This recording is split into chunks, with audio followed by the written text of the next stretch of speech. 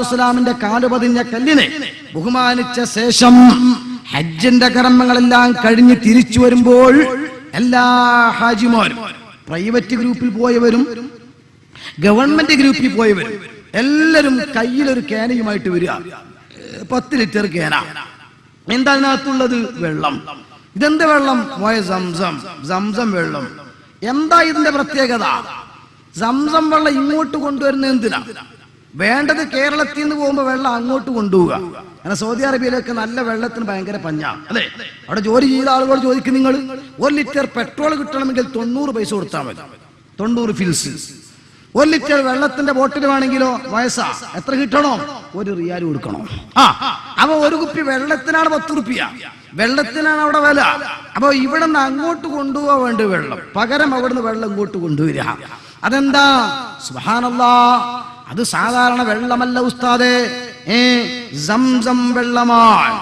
എന്ന് വെച്ചാൽ ബഹുമാനപ്പെട്ട ഇസ്മായിൽ നബി അലൈഹിസ്സലാത്തു വസ്സലാം കാലിട്ടടിച്ചപ്പോൾ അവിടെ പൊങ്ങി വന്ന വെള്ളം എന്ന് 4000 വർഷങ്ങൾക്ക് മുമ്പ്, 4000 വർഷം മുമ്പ് ഇസ്മായിൽ നബിയുടെ കാല് സ്പർശിച്ചു.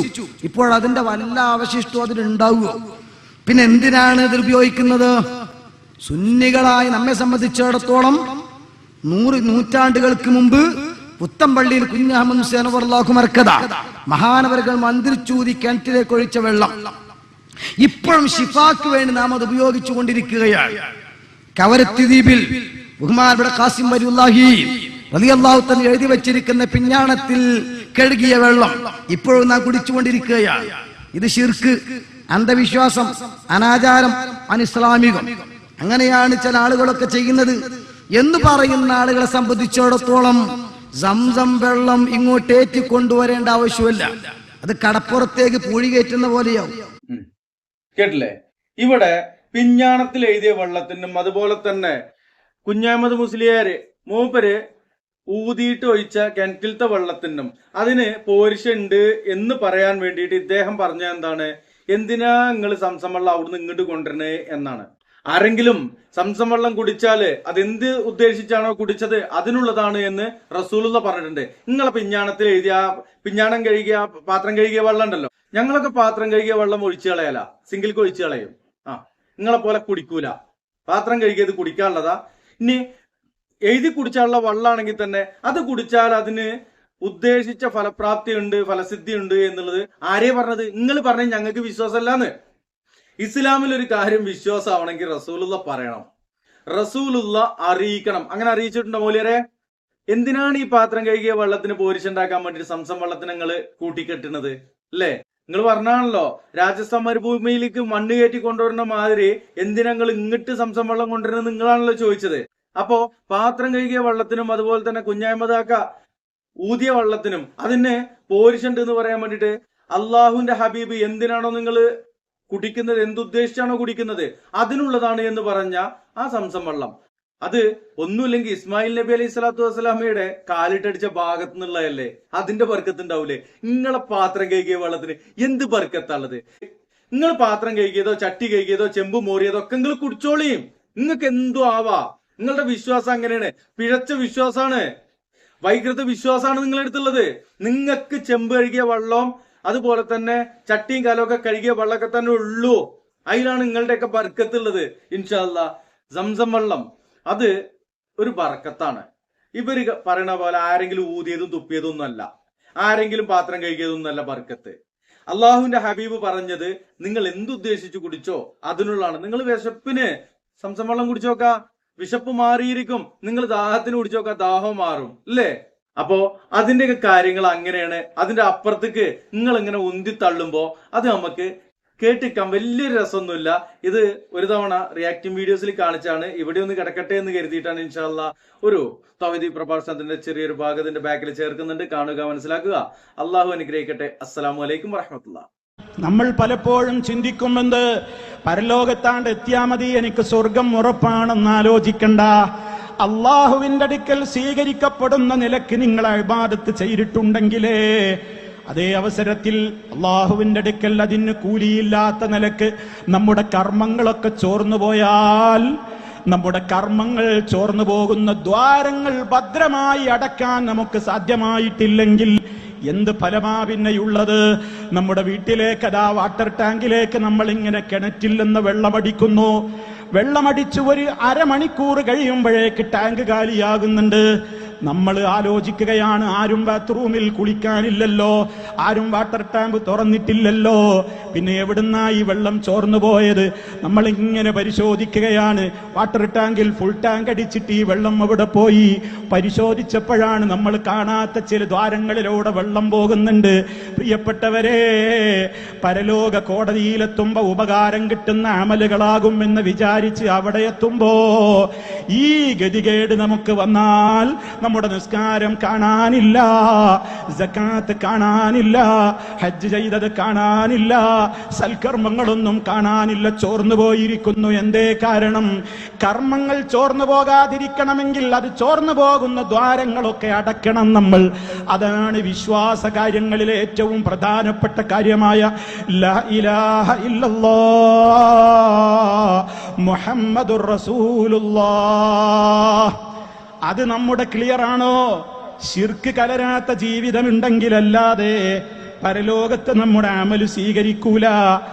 പശ്ചാത്തപിക്കാതെ ആരെങ്കിലും ശിർക്ക് ചെയ്തുകൊണ്ട് മരിച്ചുപോയാൽ അവൻ നരകത്തിൽ ശാശ്വതമായിരിക്കും.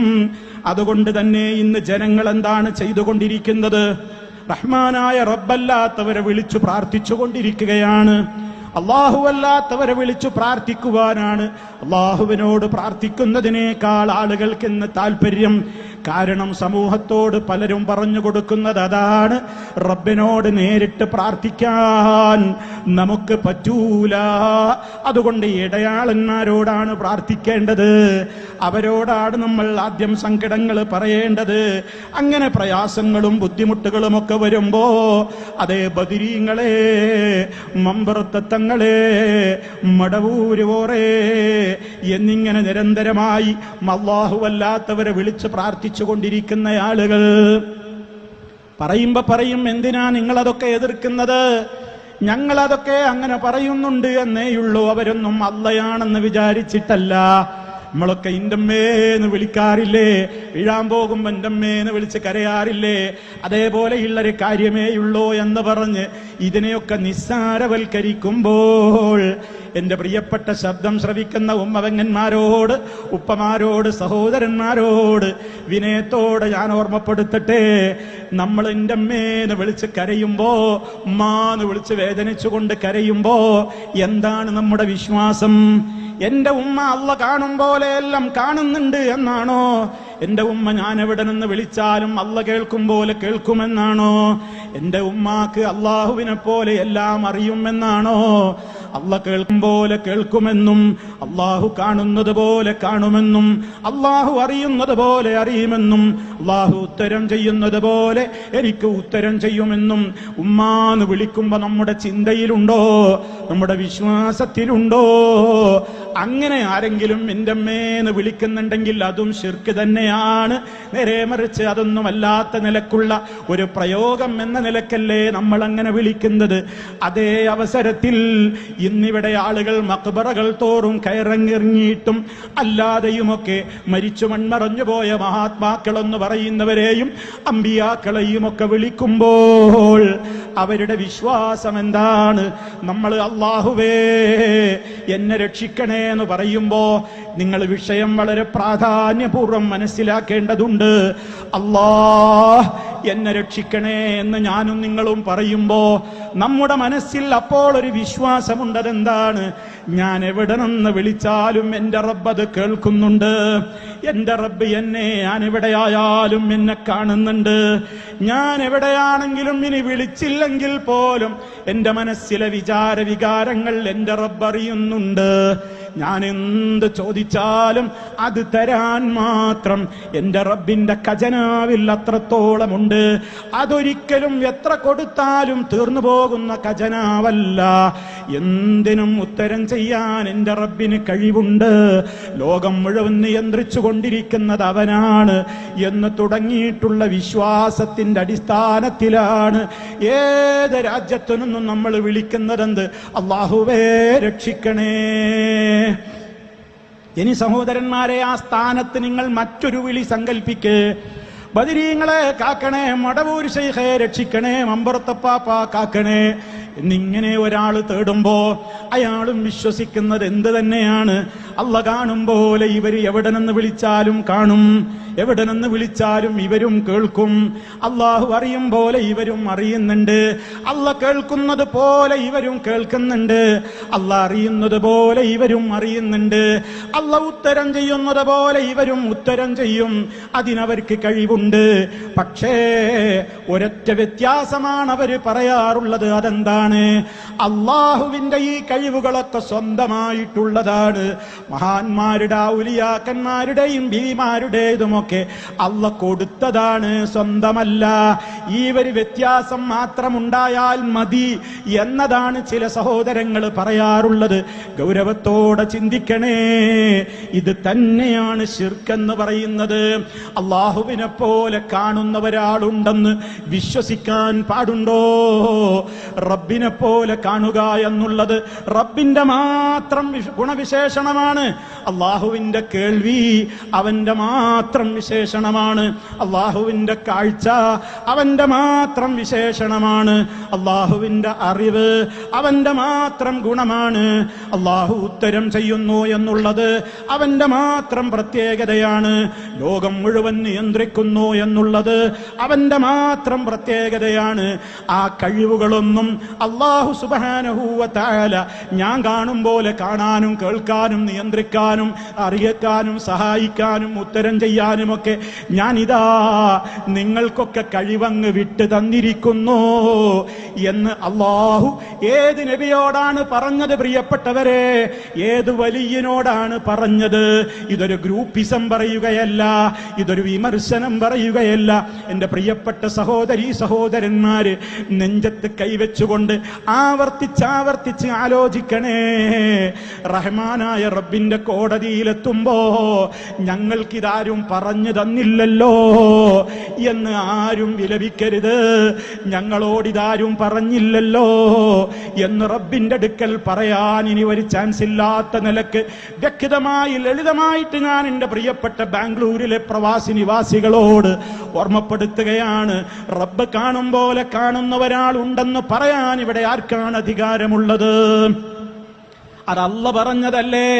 ലൈസ കമിസ്ലിഹി ശൈഉൻ, അല്ലാഹുവിനെ പോലെ ഒന്നുമില്ല, റബ്ബിനെ പോലെ യാതൊന്നുമില്ല എന്ന് പറഞ്ഞാൽ പിന്നെ അല്ലാഹ് കാണും പോലെ ഇന്ന ഔലിയ കാണുമെന്ന്, ഇന്ന തങ്ങൾ കേൾക്കുമെന്ന്, ഇന്ന ബീവി അറിയുമെന്ന്, ഇന്ന വലിയ രക്ഷിക്കാൻ എത്തുമെന്ന്, ഇന്നയാൾ എന്റെ അടുക്കൽ ഉത്തരം ചെയ്യുവാൻ വേണ്ടി ഞാൻ വിളിക്കുന്നിടത്ത് എത്തിച്ചേരുമെന്ന് പറയാൻ ആർക്കാണ് അധികാരമുള്ളത്? ലോകം മുഴുവൻ നിയന്ത്രിക്കുവാൻ അതിന്റെ മുഴുവൻ കഴിവുകളും അതേ ഇന്ന വ്യക്തിക്കങ്ങ്, അതേ മടവൂര് ശൈഖിനും പലർക്കും അങ്ങനെ പല ഖുതുബുൽ ആലം എന്ന് പറയുന്നവർക്കും വിട്ടുകൊടുത്തിരിക്കുന്നു എന്ന് പറയാൻ ആർക്കാണ് പ്രിയപ്പെട്ടവരെ അധികാരമുള്ളത്? അള്ളാഹുവിന്റെ ഖുർആനിനെതിരല്ലേ മുത്ത മുസ്തഫ സല്ലല്ലാഹു അലൈഹി വസല്ലമ പഠിപ്പിച്ചിരുന്ന കാര്യങ്ങൾക്കത് ഘടകവിരുദ്ധമല്ലേ? അതുകൊണ്ട് അതാണ് ഇന്നിവിടെ സംഭവിച്ചു കൊണ്ടിരിക്കുന്നത്. റബ്ബിനോട് പ്രാർത്ഥിക്കും പോലെ അവര് മറ്റുള്ളവരോടും പ്രാർത്ഥിക്കുകയാണ്. അല്ലാഹ് പറഞ്ഞതെന്താ? അവനെ പോലെ കാണുന്നവരുണ്ടെന്ന് പറഞ്ഞിട്ടുണ്ടോ? അവനെ പോലെ കേൾക്കുന്നവരുണ്ടെന്ന് പറഞ്ഞിട്ടുണ്ടോ? കൊച്ചു സൂറത്തല്ലേ? ഇവിടെ ഇരിക്കുന്ന ഏതൊരു മുസ്ലിമിനാണ് കൊച്ചുകുട്ടിക്കാണ് മനപ്പാടമില്ലാത്തത്? നമ്മൾ നിത്യജീവിതത്തിൽ അതാ നമ്മുടെ രാവിലെയുള്ള പ്രാർത്ഥനയിലും വൈകുന്നേരമുള്ള പ്രാർത്ഥനയിലും 3 തവണ വീതം നമ്മൾ പറയുന്നുണ്ട്. 5 നേരത്തെ നിസ്കാരം കഴിഞ്ഞാൽ ഓരോ തവണ നമ്മൾ പറയുന്നുണ്ട് എന്ത്? ഖുൽ ഹുവല്ലാഹു അഹദ് അല്ലാഹുസ് സമദ് ലം യലിദ് വലം യൂലദ്. അവസാനം എന്താ പ്രിയപ്പെട്ടവരെ? വലം യകുൽ ലഹു കുഫുവൻ അഹദ്.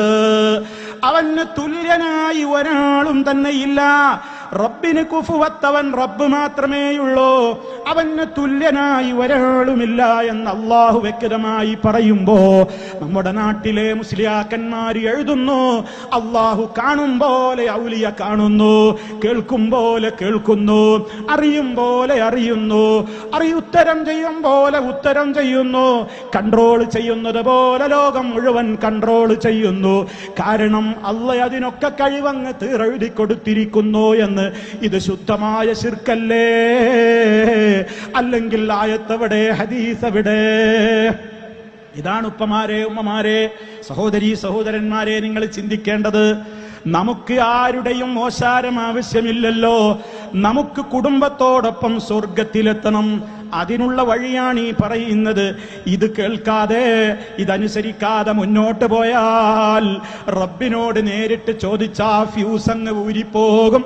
അതേ ട്രാൻസ്ഫോമറിൽ നിന്ന് നേരിട്ട് ബൾബിലേക്ക് കണക്ഷൻ കൊടുത്താൽ ഫ്യൂസും ബൾബുകളും ഒക്കെ അടിച്ചു പോകും പോലെ നമ്മളിവിടെ ഇടയാളന്മാരോട് ചോദിക്കാതെ റബ്ബിനോട് നേരിട്ട് സാധുക്കളായ നമ്മളൊക്കെ അങ്ങ് പ്രാർത്ഥിക്കാൻ നിന്നാൽ ആകെ അപകടമാകും എന്നൊക്കെയുള്ള ഒരു നിലക്കും അർത്ഥമില്ലാത്ത ഉദാഹരണങ്ങൾ അള്ളാഹുവിന്റെ പേരിൽ വെച്ച് കെട്ടിക്കൊണ്ട് ജനങ്ങളെ പറഞ്ഞു പറ്റിച്ചിട്ട് റബ്ബിനോട് നേരിട്ട് ചോദിച്ചാൽ ഉത്തരം കിട്ടും എന്ന് ഉറപ്പില്ല. അതുകൊണ്ട് നമ്മളൊക്കെ പാവങ്ങളാണ്, സാധുക്കളാണ്. ഇടയാളന്മാരോട് ചോദിച്ചിട്ട് അവര് അള്ളാഹിനോട് ചോദിക്കലാണ് നമുക്ക് ഉത്തരം കിട്ടാൻ ഏറ്റവും നല്ലതെന്ന് എഴുതിവിട്ട ആളുകളെ, സഹോദരന്മാരെ, അത് അല്ലാഹു സുബ്ഹാനഹു വ തആല നമുക്ക് പൊറുക്കുന്ന കാര്യമാണോ? നിങ്ങൾ ആലോചിച്ചു നോക്ക്.